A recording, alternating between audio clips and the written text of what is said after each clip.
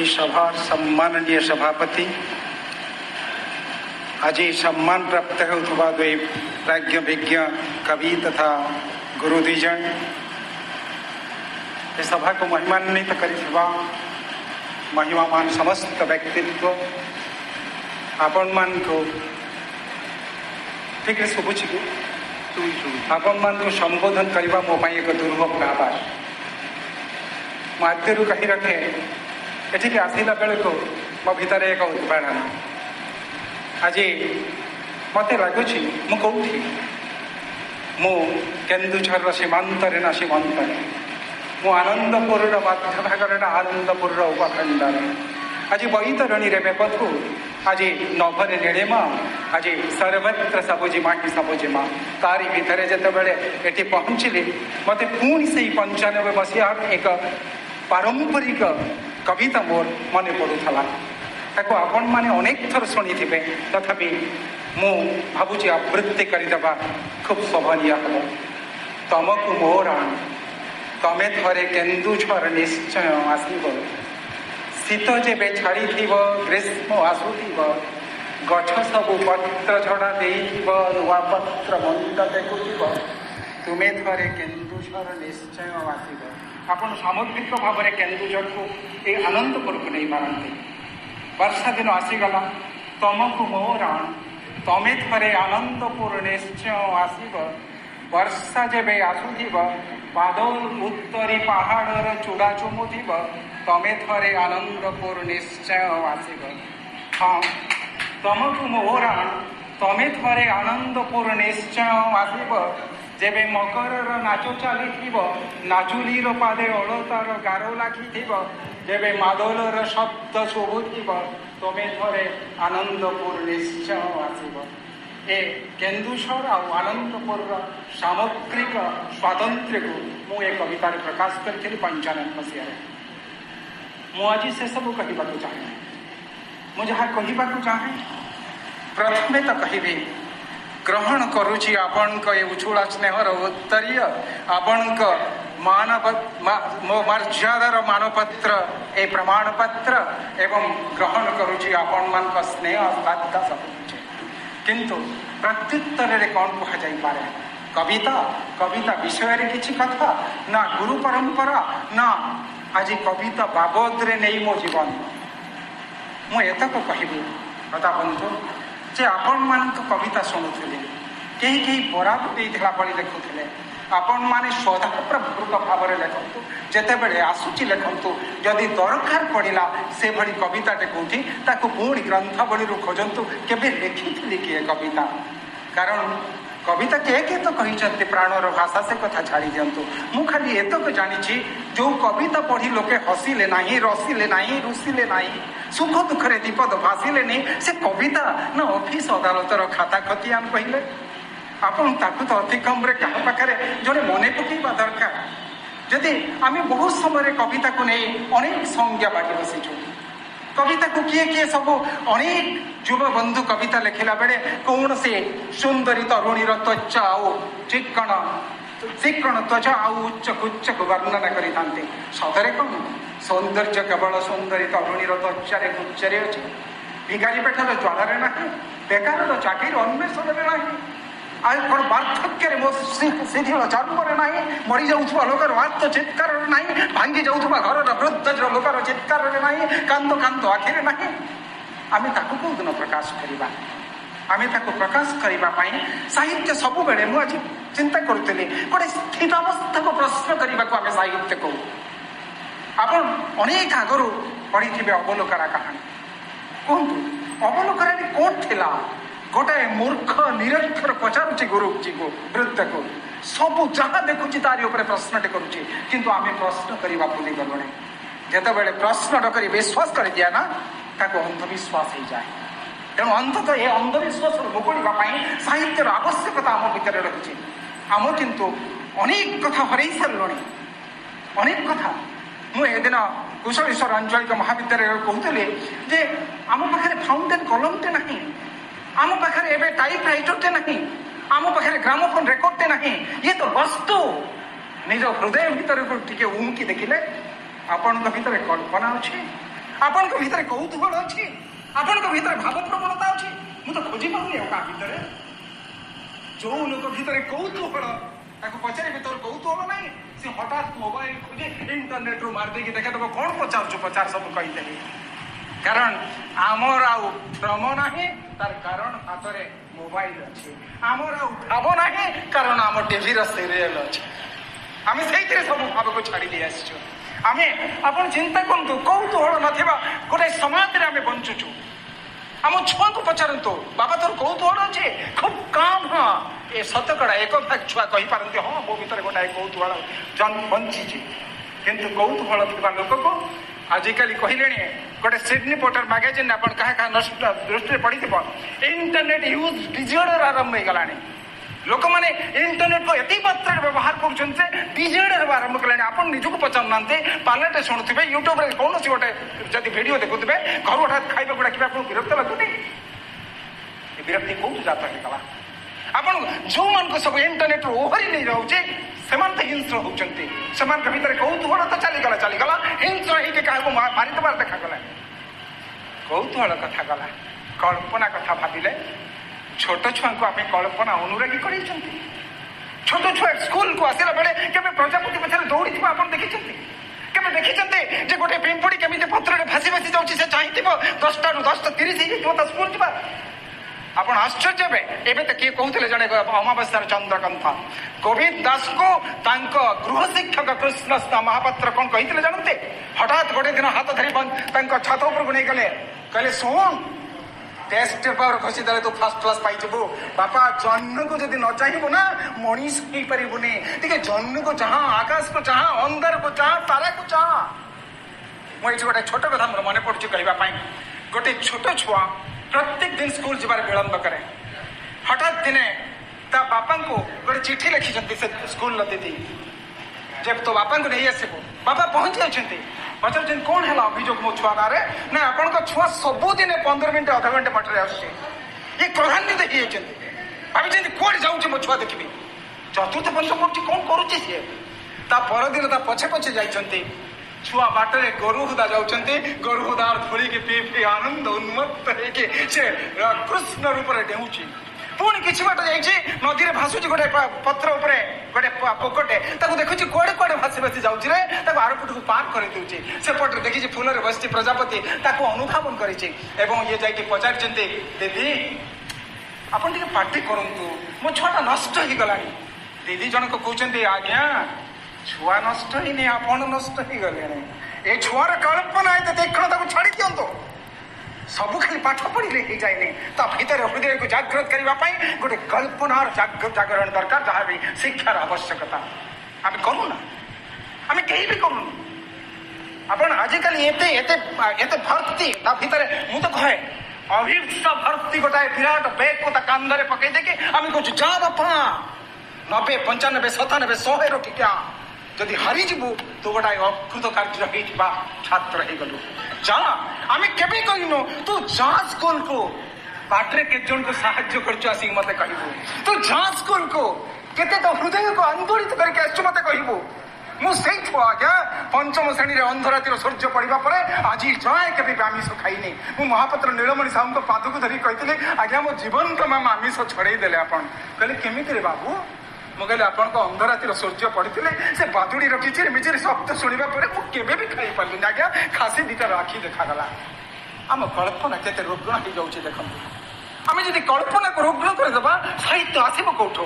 ଆଉ ଶେଷ କଥା ନା, ସବୁଠୁ ବଡ କଥା ହଉଛି ଭାବ ପ୍ରବଣତା। ମତେ କହିଲେ WWE ଦେଖୁଥିବା ଲୋକ ଭାବପ୍ରବଣ ହେଇପାରେ? ଏତେ ଜୋରେ ମାରି ଦେଉଥିବ ସେ ଖସି ପଡେ, ଆରେ ମରିଯିବରେ ଆମେ ଚିତ୍କାର କରନ୍ତେ। ରାସ୍ତାରେ ଗୋଟାଏ ଛୁଆକୁ ଦେଖନ୍ତୁ ହଠାତ୍ ଖସି ପଡିବ, ବିଲେଇଟାକୁ ଆପଣ ଠେକାଟେ ମାରିଦିଅନ୍ତୁ, ଏ ଛଟପଟି ଏଇ ମରିଗଲା ବୋଲି ଚିତ୍କାର କରିବା, କାରଣ ପାପ ହେଇଯିବ ନା। ଏ ପାପ କଥା କହିଲା ବେଳକୁ ମତେ ହସ ଲାଗୁଛି। ଦ୍ୱିତୀୟ ବିଶ୍ୱଯୁଦ୍ଧ ପରେ ପୃଥିବୀ ପୃଷ୍ଠରୁ ପାପ କୁଆଡୁ ବାହାର ହେଇଗଲା? ଭଗବାନ ତ ମରିଗଲେ ବୋଲି କୁହାଗଲା। ପାଶ୍ଚାତ୍ୟ ଜଗତର ସାହିତ୍ୟରେ କୁହାଗଲା ଭଗବାନ ମୃତ। ଭାବ ପ୍ରବଣତା ନାହିଁ, ଭୂତ ପ୍ରେତର ଗପ ଆଉ ନାହିଁ, କୁଆଡେ ସବୁ ଚାଲିଗଲା। ଆମ ଭିତରେ ଭାବ ପ୍ରବଣତା ନାହିଁ, ଆମେ ସାହାଯ୍ୟ କରିବୁ କାହାକୁ? ସାହିତ୍ୟରେ ଖୋଜିବୁ କଣ? ହୃଦୟ ଭିତରକୁ ଉହୁକି ଦେଖିବୁ କେତେବେଳେ? ଆମେ ଟିକେ ଧ୍ୟାନସ୍ଥ ହେଲେ ଆମକୁ ଲାଗିବ, ଆରେ गोटाए क्रंच पक्षी को देखिके विराट गोटाए रामायण रचना करदे वाल्मीकि आम आगरे एका थरके कहना 100टा ब्रॉयलर को सी हाणीदेव आमर एते टिके रोमांच ना शिहरण ना कि आम आखिर बुंदाए अश्रु पतित हम ना आम आगे मो पड़ोसी घरे गोटाए बुढ़ा लोक 94 वर्ष ताको दुर्गंध हो पुओ तार घोषारी दीचे बाहर पटे शो बोली आमे खूब आराम रे बुढ़ा हरि सिंह मान को तैयारी करिछु आमे तैयारी करिछु तांको पुओ मान को कुलांगार मान को कारण आम पाठ सियाड़ को जाइछे आमे साहित्य मनस्क ही पारिनु को दिन आमे साहित्य मनस्क हो खाली साहित्य पढ़िबा पाई नुहे साहित्य पढ़ेबा पाई नुहे साहित्य प्रतिष्ठा पाई नुहे साहित्य मानवपुत्र पाई नुहे साहित्य नहीं कि मु कोठी प्रतिष्ठित ही जीवी से कथा पाई नुहे साहित्य मत गोटे सचोट मनीष करिबो तो है मोर सबटु बड़ अभिप्सा से अभिप्सा समस्त भीतर जात हवा दरकार कहीं से कथा सब साहित्य केवल उज्जीवित करे साहित्य गोटे हृदय को सचेतन कराए साहित्य गोटे हृदय को सतेज कराए साहित्य गोटे हृदय को प्रकृत विशाल करे आमे से साहित्यर संधान करवा लोड़ा मु आपन को जेतेबेले कहूली भाव प्रवणता कथा दीटा कथा उठुला गोटाए है समानुभूति गोटाए है सहानुभूति आपण निजको पचारे केबे समानुभूति आसी कौ डाक्तर केबे बसिक भावी आसी रोगीटा जीवार जंत्रणा मोर समान प्रकार अनुभूति आसी आम भीतर को जदि आसी था से पैसाटा नहीं पार न सहानुभूति कथा कहबी सहानुभूति कथा कहले आश्चर्य आपण माने कई शुणी थे गोटाए कई गोटे ए गप तो छंदी दि जाए सत ही पारे मुझे सत बोली भावे गोटाए अंध लोक दिन मंदिर को प्रत्येक दिन जाए हठात दिने किसी दुर्वृत्त से बस पचार आम गंजे टाणु ये लोकटा बसला गंजे बास्ना हम तब ए अंध तू कहीं आसुबे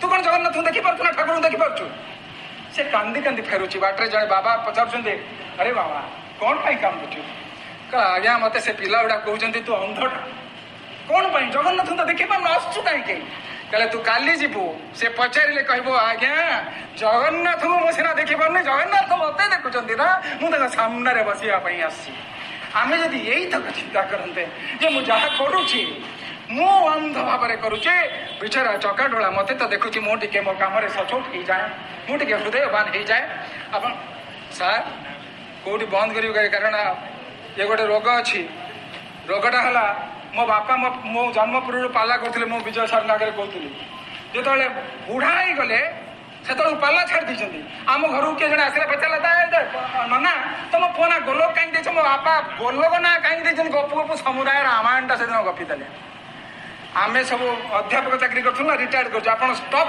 कौन सिग्नाल नदेले सर अनफर्चुनेटली मु हैरान हो आपण मान को कहे आमे चिंता करवा मु तो बाटर भावुली आपण मान को कौन कहबी दे पारे चेन्नाई खुशी दे पारे गोटे स्मरणीय मुहूर्त घर गलापर कहींपारे जे गोलकाचार्य कही यही कथा यही मत आंदोलित करुचे आप आश्चर्य हे बर्ट्रांड रसेल कथा कहे लंडन ब्रिज तले दिन बसीगले भाविले मु खोजी पृथ्वी कौ लोकटा दुखी गोटे खाता धरिक बसीगले जी आसला पचारे ए भाई टे आसलु मु बर्ट्रांड रसेल शुणी तुम मो ना कह आज्ञा शुणी आप दार्शनिक मत कहल जे ये खुशी ना तू दुखी अच्छु कह आज्ञा मु पूरा खुशी लिखि पकेले ता ना ठिकाना तापर दिन देखे गोटे वर्ष काल जहाँ को पाइले लिखि पकेले गोटाए भी दुखी पाइले घरे जाए मन दुख कले कि अद्भुत पृथ्वी हो कई दुखी ना मो तो बाजे बाजे 7-8 दिन भाविया पर कहले नाई नाई मो पचारिबार भूल होगा तापर दिन चलीगले जन को निजर हेले घनिष्ठ हेले आत्मीय हेले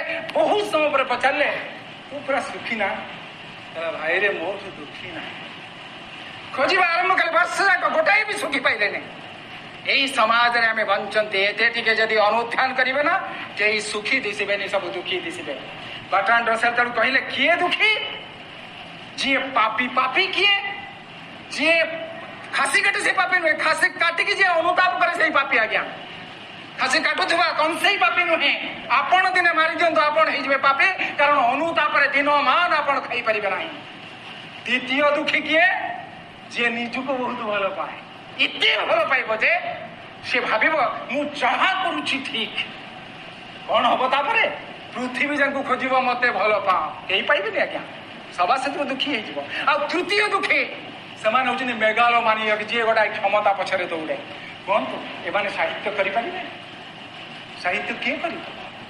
ଆଣୁବୀକ୍ଷଣିକ ଦୃଷ୍ଟିରେ ଯିଏ ଅନ୍ତର୍ଦୃଷ୍ଟି ସମ୍ପନ୍ନ ହବ, ଯିଏ ନିଜ ଆତ୍ମାକୁ ଅନୁଧ୍ୟାନ କରିବ, ଯିଏ ଧ୍ୟାନସ୍ଥ ହବ, ଯିଏ ନିଜ ଭିତରେ ଦେଖିବ ଅପରର ଦୁଃଖ, ସିଏ ହିଁ ଦୁଃଖ କରିପାରିବ।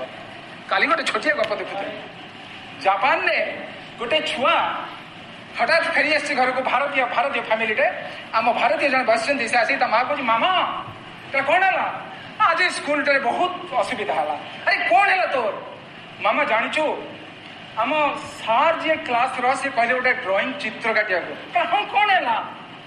ମାମା ମୁଁ ପେନସିଲ ନେଇନଥିଲି। ଆରେ ନେଇନଥିଲି ତ କଣ ହେଲା? ନାଇଁ ଜାଣିଛୁ, ବହୁତ ଖରାପ ହେଲା। କଣ ହେଲା କହ?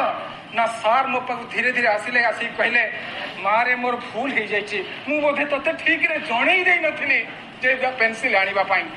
ଏଇ ଆତ୍ମୀୟତା, ଏଇ ଭାବ ପ୍ରବଣତାଟା ସେ ଛୁଆକୁ ଯୋଉ ପରିବର୍ତ୍ତନ କରିଦେଲା, ପରବର୍ତ୍ତୀ ଜୀବନରେ ସେ କେବେ ବି କୌଣସି ଜାଗାରେ ଗୋଟାଏ ଜିନିଷ ଠକିଲା ନାହିଁ। ଆପଣ କୁହନ୍ତୁ, ଆମ ଛୁଆ ଭିତରେ କଣ କହିଥାନ୍ତେ? ସେ କଥା ପେନସିଲ ଆମ ନାଇଁ, ମୋ ବାପା ନେଇକି ପଳେଇଛନ୍ତି। ଏ ହଉଛି ଆମ ଭିତରର ଗୂଢ ଭାବ ପ୍ରବଣତା। ମୁଁ ଆଶା କରିବି ଆପଣମାନଙ୍କ ଭିତରେ ଅନ୍ଧ ପ୍ରତି ଭାବ, ତା ସମାନୁଭୂତି, ଆମର ଅନ୍ଧ ପ୍ରତି ଭାବ, ତା ସହାନୁଭୂତି, ଏ ଦୁଇଟାର ଭାବ ପ୍ରବଣତା ଆସୁ।